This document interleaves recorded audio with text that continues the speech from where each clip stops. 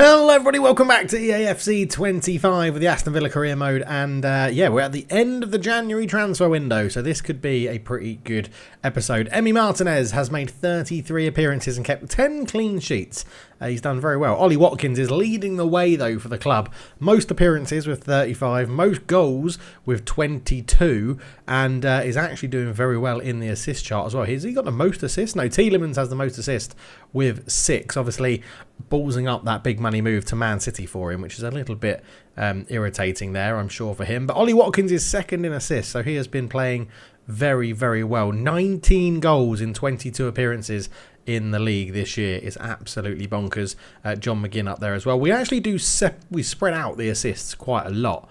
In terms of the goals, obviously, Ollie Watkins up there with most of them. John McGinn with 5, Rogers with 5, Ramsey with 3, Maatsen with 2, Bailey with 2, Elias Schiller, Tielemans, Onana, Duran all on 1. So, yeah, some stats for you there as we get going. Now, into the January transfer window, I'm making a decision.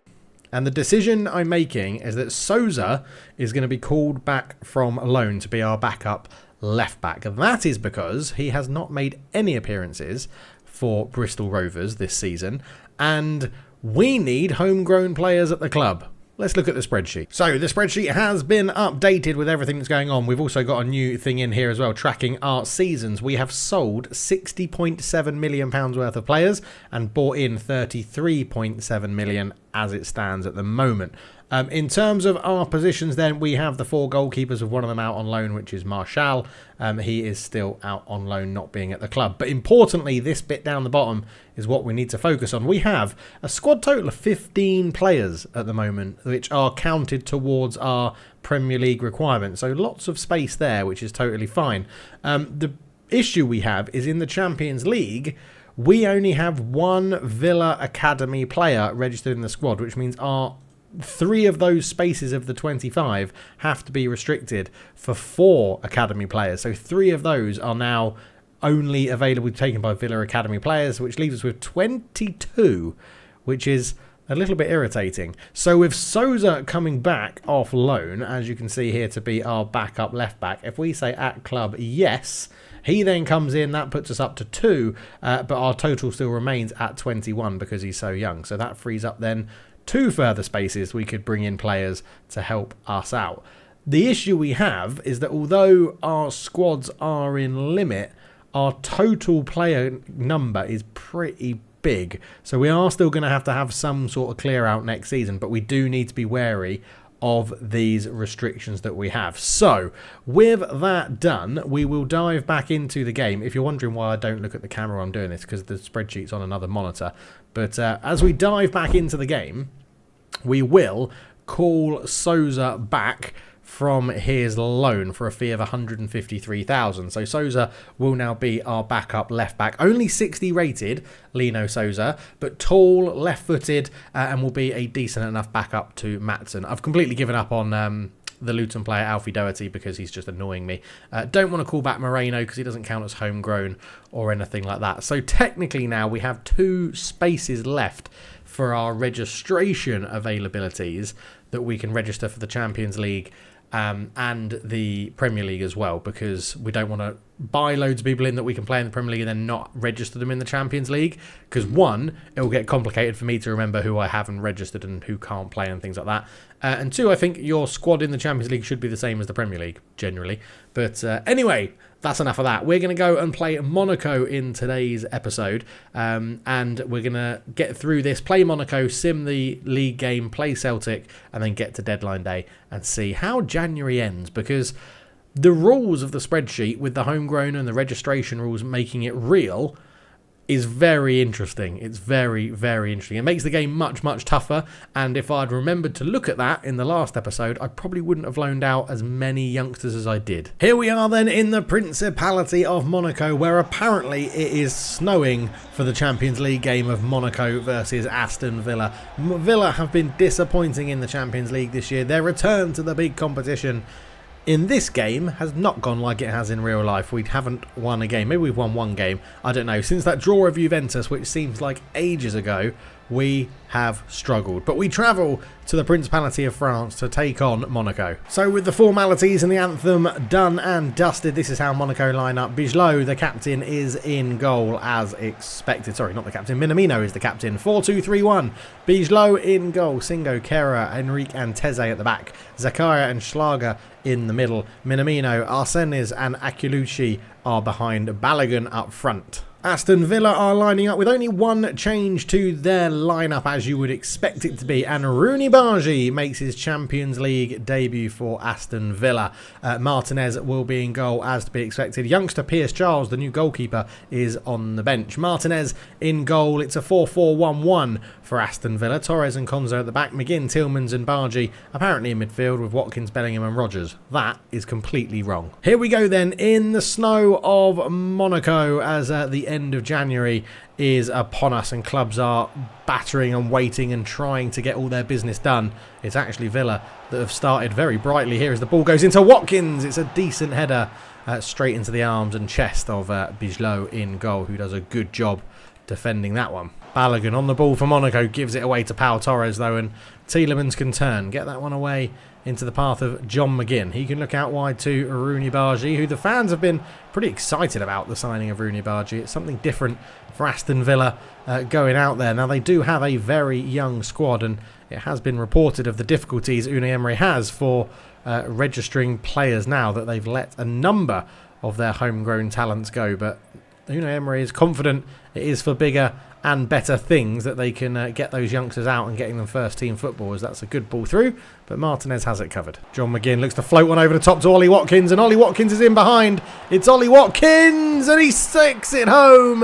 1-0 to Aston Villa. Lovely goal from Watkins, lovely ball from John McGinn, and that is why Ollie Watkins is our top scorer this year. A wonderful finish from the Englishman up front, and it's all down to that ball from his captain. He took it nicely on his chest once John McGinn got his head up and through one-on-one with the terrible POV cam. You can see Ollie Watkins was never going to miss from there, placed it round the keeper into the far corner, and Ollie Watkins puts the Villains 1-0 up in Monaco. Is this the turnaround of their European season? Some great football being played here by Aston Villa as Bellingham looked to put in Morgan Rodgers on the left-hand side, but didn't quite get the ball through. Joe Bellingham, I forgot to mention actually, is in the starting lineup today as well, replacing Onana. We're trying to get Bellingham a bit more game time, the younger brother of Jude, and see what he can do for Aston Villa.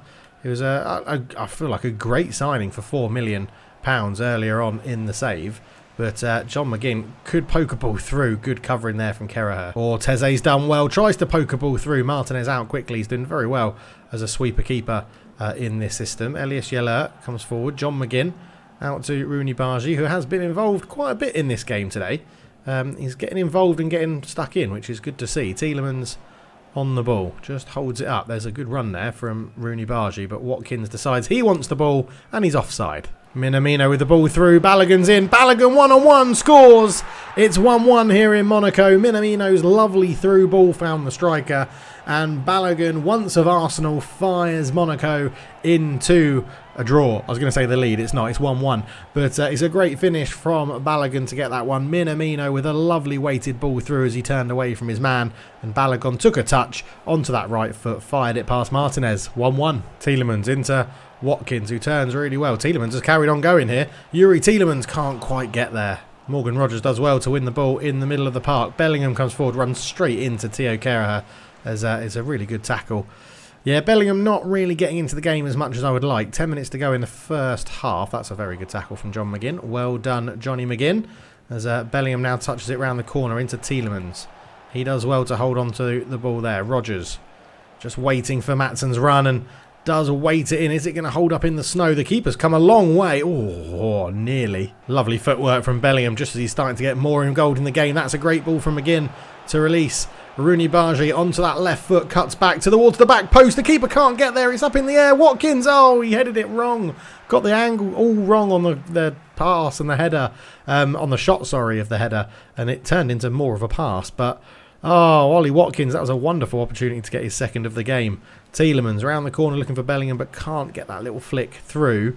And I think this might lead us to half-time at 1-1. Balogun, lovely ball through. Maybe it's not going to be 1-1. Akulucci's in. What a challenge from Maatsen. to keep his team level going into the break unless Monaco can do something with this corner. That is a fantastic challenge from Matson. Great header. Martinez touches it behind. Monaco want that lead at half-time. As it's going to be another corner swung in by Orsnes and headed down. Trying to get it away. Not much is happening there. Zakaria on the edge. Or Zakaria, sorry, on the edge. Back to Javier. Javier comes forward, but a good foot in there. Rogers will just go back to his goalkeeper. Martinez will clear it. That will be half-time.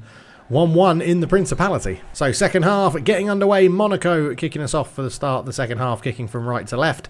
No changes for either team of note. Watkins turns, holds it up really well and finds Rooney Bargi, who's got Elias Yeller coming on that right-hand side, but really good defending from Enrique. And Aston Villa, although starting the game very well, are struggling to now break down this Monaco team. That's a really good ball, though, to find Watkins. Watkins cuts back, turns. Can he hold on to the ball? He does. Tielemans is on the edge. Yuri Tielemans! Oh, it's a good save from Bijlow in goal. Balogun with the ball picks it up after a loose pass in the middle of midfield by Villa, but Pau Torres is there to do really well, intercepted, but Balogun has held on. John McGinn, great defensive work from the Aston Villa captain. Is Martinez going to be able to keep that? No, it's a corner, which means Minamino put a tackle in and got the ball off John McGinn. So although it was good defensive work from the captain, it hasn't really mapped out as he would have liked. Header from Zakaria and easy for Martinez. Oh, great feet from Minamino. Lovely back heel to find Balogun, who's into the area. He's held off everyone. It's 2-1 and Aston Villa's tumultuous Champions League campaign continues. Lovely finish from Balogun. Great play from Minamino in the build-up as well. I'm struggling to see the ball on Monaco's socks. I've realised that's what the issue is that I'm having in this game, because their red socks and the red ball, I'm finding it very difficult to differentiate where the ball is. But no excuses there. Great. Well, I mean, I'm literally making excuses up. But great finish from Balogun. 2-1 Monaco. Ollie Watkins turns away from the defender. Still going. Ollie Watkins, that's got to be a foul. Potentially a red card here. We've just lined up some substitutions, which means Tielemans is going to come off the pitch. It's going to be it's a red card. Ollie Watkins was through on goal and Singo is sent off. The centre-back was turned very well by Ollie Watkins. And as he was going through to run on to the keeper, it's a horrible tackle. Just completely takes him out. Straight red card for Wilfred Singo. And then it is Ollie Watkins they're giving this to. Is he seriously our best free kick taker? 63. I mean, Rooney Bargi at 66 is actually our best. The left footer. What can he do with this? Rooney Bargi. I don't know if I've put quite enough on that. Left-footed into the wall. Not enough power either.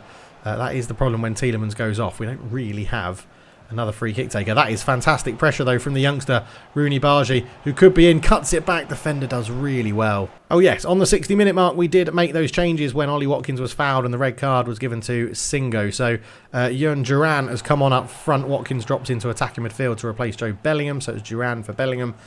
We've done Morgan Rogers off for Ramsey on the left.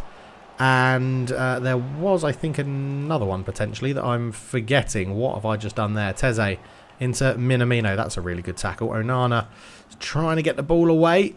Can't. It was Onana for Tielemans was the other one I remember now. As what is going on here? What is going on here? Balogun holds it up well. Back to Akaric. We just can't get a foot in on the ball.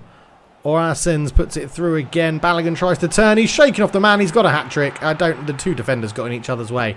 3-1. So a hat-trick for Balogun. Oh, sorry, it was Ferguson that came on, not Joe and Duran. I'm just getting a bit confused. Honestly, I don't like the snowy conditions. I've decided that shouldn't be a thing in this game. But yeah, 3-1 down. Shocking. Konza made a really good tackle. He's trying to dink a ball through. Ollie Watkins is running like he's in fudge, not on snow. But Teze covers it well. Yeah, I'm really not enjoying the red ball or the snow. So, lesson learnt. Don't have those on in the game, Dave. Oh, the youngster Souza came on at left back as well. I forgot to mention that one. We've decided to give him a little chance after being called back from Bristol Rovers. So, hopefully he can make something happen. Ramsey can't get on that. Minamino. Akulucci up against the youngster Souza now. Souza actually does well to stand up and get in the way. Onana clears that one up towards Ferguson. Ferguson asks Watkins to make a run, and Watkins duly does deliver that run, and Watkins does have a good bit of pace here, and he's got around the defender. Ollie Watkins, oh, it's a really big save from the keeper. Watkins on the header, can't get there. Oh man, that just sums up our game in the snow, bloody hell. Really good run from Ollie Watkins, but just not enough. That's not a good pass, is it? Oh, well, Souness has just absolutely done the defender. Great block from Konza. It'll be a corner, 4 minutes to go. It's pretty much game over here in Monaco. Vanderson on for Teze. Even if Monaco are down to 10 men, I don't think we really stand a chance. Owsey battered through there. Great save, Martinez. I don't know what's going on the ball. John McGinn comes away with it. Oh, my word. Vanderson's in. Vanderson, I don't know why he passed, but he did. Full time. Oh, no, it's not. It's a free kick. Oh, my word. I've just literally passed the ball to Balogun for his 4th. Martinez makes the save, and it's a very good save from Martinez, to be fair. Rooney Bargi runs forward, full time, 3-1 to Monaco. I think that's us now out of the Champions League. So looking at the Champions League, we're down in 33rd with only 3 points, no wins and 3 draws. I can't remember what it is, top 24, I think. Is it top 24 go through? Girona up there on 7. And I think we've only got 1 game left, which is against Celtic, if I remember rightly. But yeah, so I think we are out of the Champions League, which we will then mix up the schedule a little bit. We'll play West Ham in our Premier League game, and we will sim the game against Celtic. Hello everybody, welcome back to Villa Park for Aston Villa versus West Ham United. And although Aston Villa have been struggling in the Champions League, in the Premier League they have hit a rich vein of form. Ollie Watkins, that man on your screen, is the current Premier League top goal scorer. So with the pleasantries getting underway, it is the Claret and Blue derby, isn't it? Aston Villa versus West Ham. A big game in these parts. West Ham having a decent size season. New signing Emery Chan in midfield starting for them. But we'll start with the home team. Aston Villa lining up in a 4-4-1-1, not a 4-3-3. The game seems to just always think we're playing a 4-3-3. It's the back four as you would expect. Leon Bailey is getting the start today, as is Rooney Bargi, starting in behind Ollie Watkins as Unai Emery tries to find the perfect player for that attacking midfield spot. A 4-2-3-1 for West Ham United. In goal is Areola. The back four is Emery Chan, Mavropanos, Wan-Bissaka and Emerson.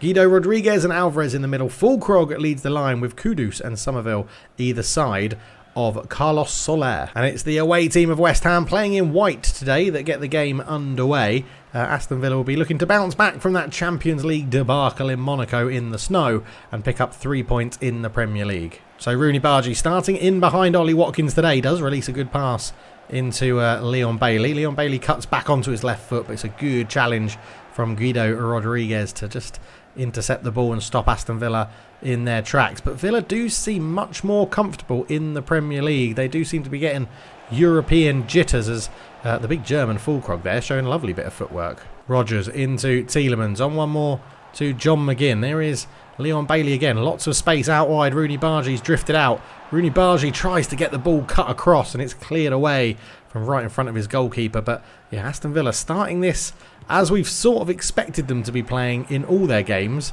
except for in Europe. They're rubbish. Bailey into Rooney Bargi. He's got a little bit of space here, Bargi. Fancies a shot. Mavropanos with a good header away, though.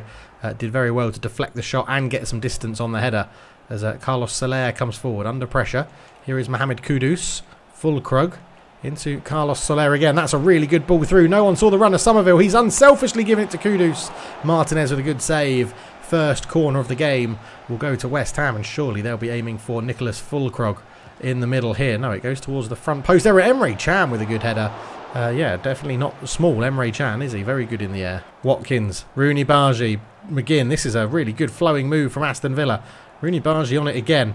Puts that one into Ollie Watkins. Turns. Oh, Mavropanos with a really good tackle. Somerville shows his pace down the left, trying to beat Elias Yalert. He has been tracked very well. The ball goes into the middle against Fulkrug. Oh, lovely footwork to the edge of the box. Carlos Soler couldn't get his shot off. He does that time. Good save, Martinez. Well, it goes past the post even. Tielemans looks to release Rodgers. Up to Watkins. Watkins fires it over to Rooney Bargi, who's enjoying pulling wide over here at the moment into John McGinn. John McGinn with an effort past the post. It's all Aston Villa at the moment. Rooney Bargi is actually getting involved quite a lot in that attacking midfield role. He's not natural to play there, but he's putting up a good job so far, and arguably enjoying his position there better than Joe Bellingham, who can play in that role. But maybe Joe Bellingham just get a tough run of the rub of the green because of the games that he's played. I mean, Monaco was very tough for anyone in that role. So here is Bargy. Up it goes to Watkins. A little bit isolated here, Ollie Watkins, but just trying to hold the ball up, see what he can do. Rooney Bargy gives him a good run. Watkins loses the ball. Somerville, really good run down the left. He's still going, tries to dink it to the back post. Kudus with a good touch to bring it down. Maatsen reads it. Maatsen is absolutely quality at left back. Really enjoying having him at the left back position as Rooney Bargy comes forward. Up it goes. Watkins looks for Leon Bailey, trying to overload this side here. Elias Hilaire is offside. It's a foot race between Kudus and Pau Torres, and Kudus is always going to win that race. As although Pau Torres wins the battle of the ball, which is absolutely lovely. Tielemans turns, looks up, gets his head up, sees what's in front of him, and it's not very much, to be honest. He's got Ollie Watkins into Leon Bailey. Leon Bailey can go back to Watkins here. He's in a bit of space. Watkins can get the shot off. Good tackle. Mavropanos again at the back, having a superb game. And we edge towards half-time. It's going to be 0-0 at Villa Park, but it's been an end-to-end exciting game, to be honest.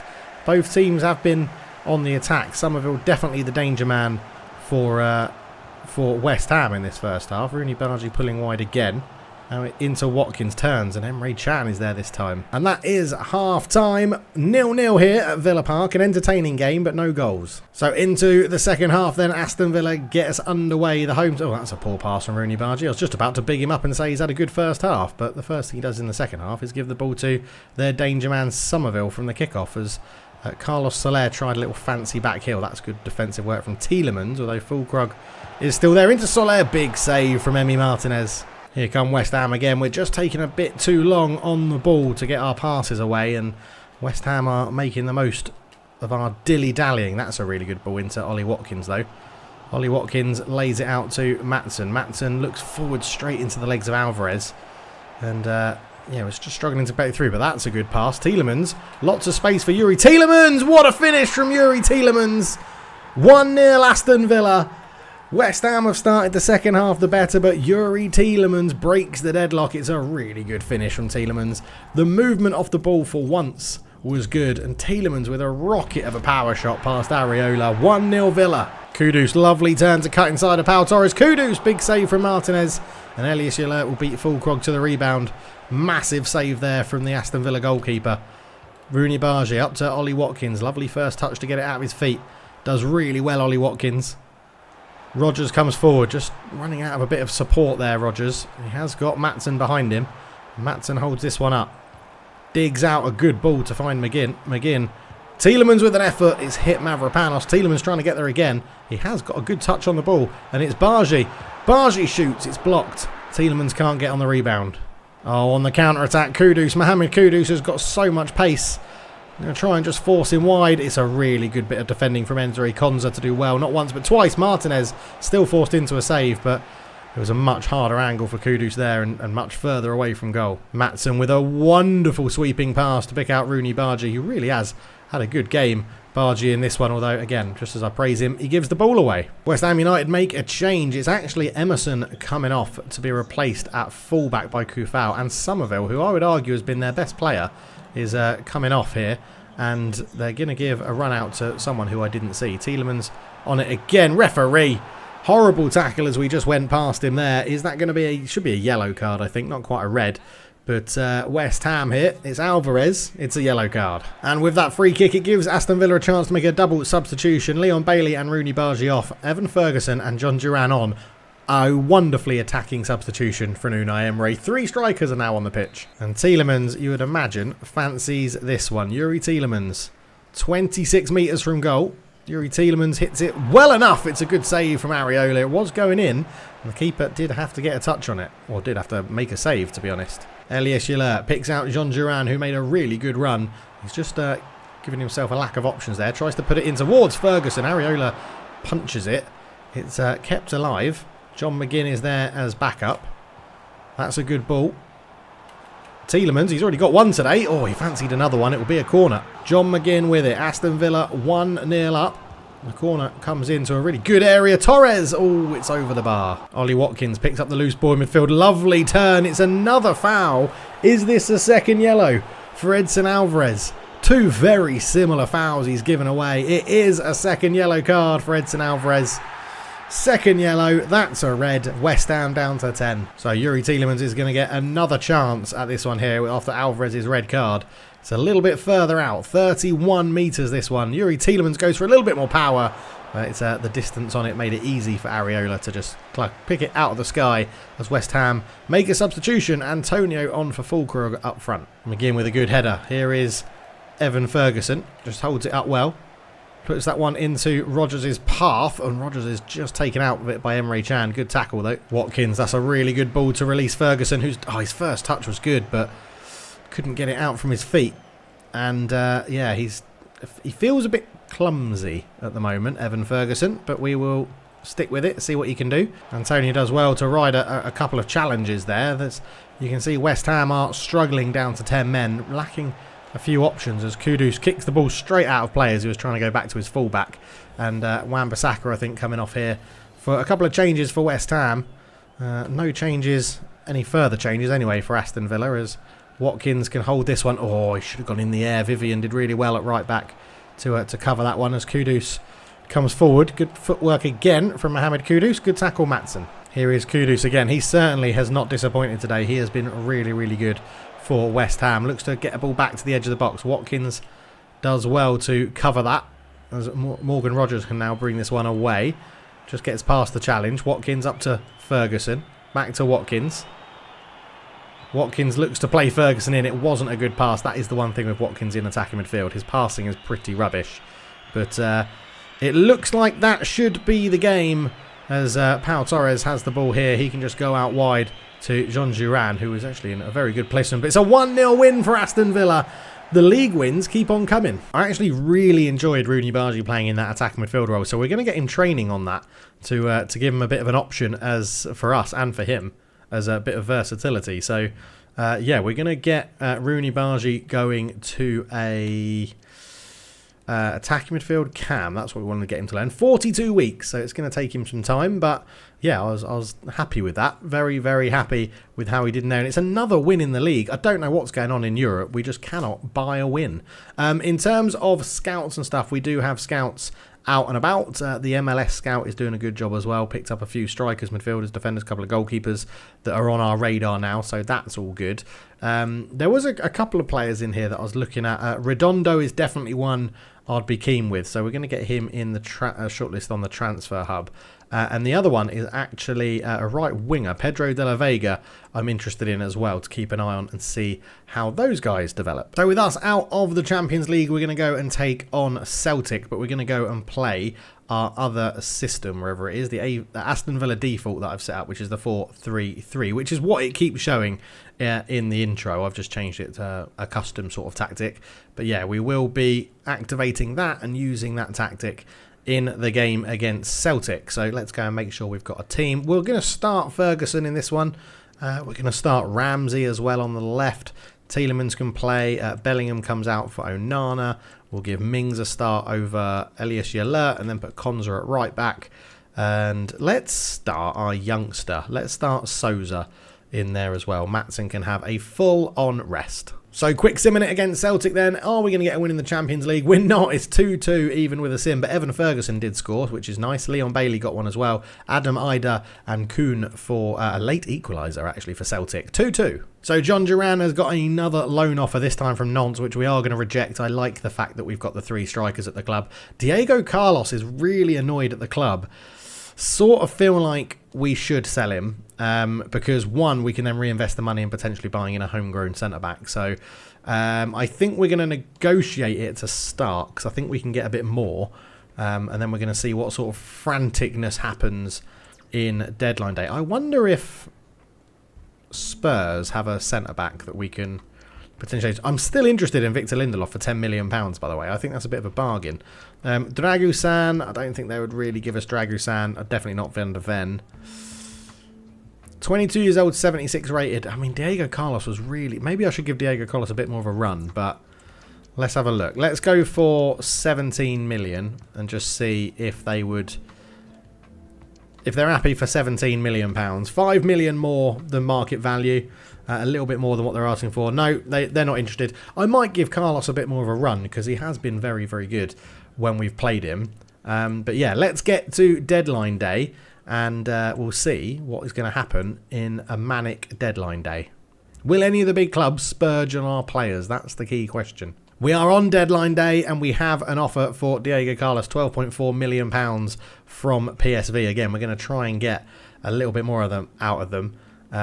And then we will be going out there to invest in another centre-back. So we're going to go 15.5 this time. We're going to go a little bit lower. We're going to see if we can just peek a bit more out. No, they're not interested either. I think it's because he's pissed off and mad. They think they can get him on the cheap. But no such luck from us. There are no deals going on at the moment for anyone that we're interested in. Or in our squad, I should say. I really would like to sign Mudryk. But if we could try, do you reckon we get him in and train him up on the right? He's right-footed, so he could whip in some crosses. James McAtee, I wanted to go and loan, but we can't loan him because he's only got 6 months left on his contract, which is a bit irritating. We could look at De La Vega and from MLS, and Redondo would be another one I'd be interested in, but we've only got one more space for a foreign national. Or a non-academy homegrown player. I was even looking at Andreas Weimann at one point because he's an Aston Villa homegrown player, but I didn't do that. I wonder if they would be... 29.4 is a lot of money. What's his value? 18 million. I'm not sure. What have we got left money-wise? What's our budget standing at? We've got 88 million to spend, and we have made a huge profit. We're still sitting in 5th as well, so we're doing okay this season. Mudryk would be a bit of a statement signing. He's very quick and very, very good on the ball with dribbling. And he would allow us to then use Rooney Bargi as a bit more of a sporadic rotation player. He would rotate well with Leon Bailey, Mudryk. Let's go for it. Let's see what we can do. Let's see if we can get him cheap. Begin negotiations with the club. So we're going in first at market value, just at 18 million. They want Duran and 10. Right, so they want about 24, 25 million maybe. I don't want to give you John Duran at all. So, in fact, I don't want to give you anyone of my club. So we're going to remove that exchange player, new transfer fee. Let's see if you'll do like 20 mil. I feel like 20 mil for Mudryk could be okay. Let's see if we can get the best out of Mikhailo. I don't think I'm going to go more than 23. I think 23 or 21.2. I mean, let's just be pedantic about this and go 21. We'll go for 21 million. If they want 21 million for Mudryk, they want that 21.1. We'll accept 21.1. I think that's a bit of a bargain, according to Chelsea paid, what, £60 million for him? And Mikhailo Mudryk signs for Aston Villa. I think it's a good signing. He's going to bring pace, flair. He's going to allow Rooney Bargi to be a little bit more developmental rather than in and around the first team straight away. I like that signing. It does fulfill all of our foreign limits that we have. But from Chelsea to Aston Villa for £21.1 million, Mikhailo Mudryk signs. So we've got more offers for Diego Carlos. Again, it's that 12.1 million. I sort of feel like we might just have to accept it. It does say we can get up to 18.4, but do we just accept it? We've got Mings, Konza, Pau Torres. We'd probably need maybe a younger centre-back. We'll accept it, and we're going to go out and see if we can find a younger English centre-back. Now, Branthwaite would be my go-to, but I still think that's unrealistic at this point. And I think I like the look of left-footed 6'4" Jacob Greaves from Ipswich. So we're going to have a look at him, see what we can do with Jacob Greaves. And an Englishman coming in. Oh, they've only just moved. Okay, we'll keep him on the shortlist because he's definitely one for the future. There were a few people in here as centre-backs. We've gone for young, anyone up to age 25. Will Fish from the ex-Man United centre-back could be an option, currently playing at Cardiff. We've also got Callum Doyle I was looking at, but that name rings a bell, like he may have just moved as well. Long ball pass is in his repertoire, so let's get him and have a look as well. Currently out on loan, that's why I know him. He's from Man City, out on loan. This is proving annoying. Now, I know a few people might leave in the comment section, just call someone up from the youth academy. They're all pretty bad, to be honest, at the moment. We've got youth scouts out looking for new people. But yeah, centre-back wise, we've got one, which is Costa. The other one, who was not very good either, ripped up his contract and said he wanted to go because he should be ready for the first team, and he wasn't. He was dreadful. But yeah, so we've got a little bit of an issue at centre-back. I'm still very tempted by Victor Lindelof, but we will give it some time. The other thing is going to look at where our scouts have found in terms of what our scouts have found in terms of centre backs. We got Robin Koch, 28, 6'4", ex-Leeds. Morris Jensen, 25, not too bad. David Adogu. The problem is they're not. If I'm not going to buy a homegrown English centre back, then I mean Zabriani he is homegrown at Bournemouth.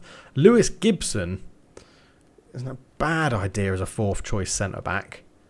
It's a very interesting one, this, because I'm like, I could go and get an experienced centre back relatively cheap and know that we're still within our registration limits, and then yeah, I think that's what we might do. The board really don't like me at the moment. There goes, I should recognise who that is, but I don't. It's Diego Carlos. That's why I didn't recognise who it is. I've hardly played him. 12.1 million out to Roma, so we do need to get a fourth choice centre back in. The board are happy with that.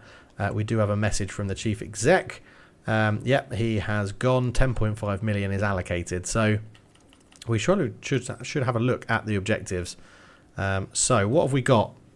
What have we got to do? So domestic success, finishing the Champions League places, we're 5th, so it's not too bad. Win the FA Cup, we're just in it at the moment. Continent, reach the quarterfinals, well, that's not going to happen.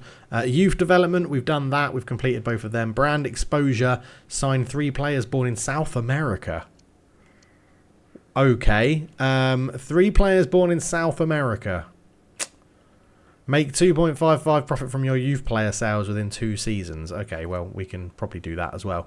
Okay, South Americans are going to be needed to help us get through our board objective. If they're young enough, then they can be. They don't have to be registered. So let's have a look, shall we? Okay, we're going for Federico Redondo. He's not a centre-back, he's a central midfielder, but he is born in South America. So I do think we can potentially get a bit of a bargain here. He's young at 22.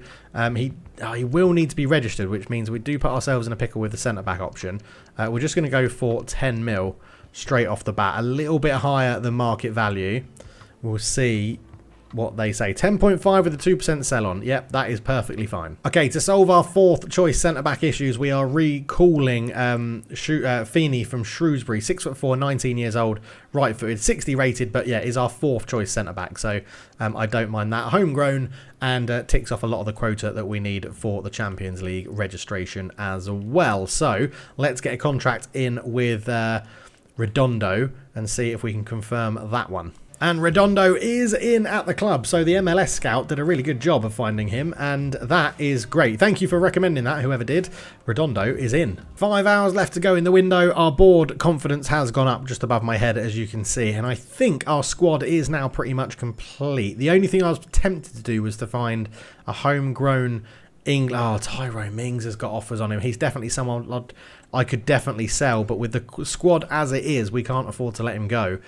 Potentially could bring in a English young centre-back on loan from another Premier League club, but not too sure that's really going to be a thing. I think with 2 hours left, Mauro Icardi's being rumoured to join West Ham, which could be an interesting offer for all involved. We've got Ramsey and Duran. Both of those are just going to be rejected straight off the bat.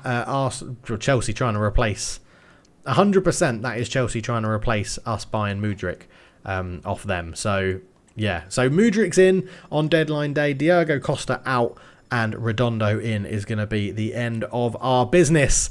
That is January deadline day done and dusted. Thank you so much for watching. We'll be back in February to take on Wolves and somebody else when we look at the schedules. Champions League has been rubbish, but we are still fighting for that Champions League spot for qualification in the league. If you've got any comments or any issues, please let me know down below. I'll catch you in the next one. Cheers.